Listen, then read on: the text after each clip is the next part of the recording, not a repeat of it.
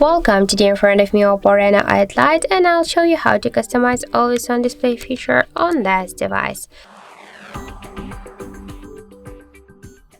So let's just first open the settings application and then tap here to the personalizations, then tap to the always on display. Here we can see the display options, so we can use the AOD in power saving mode schedule, so we can set here the start and the end time and all day.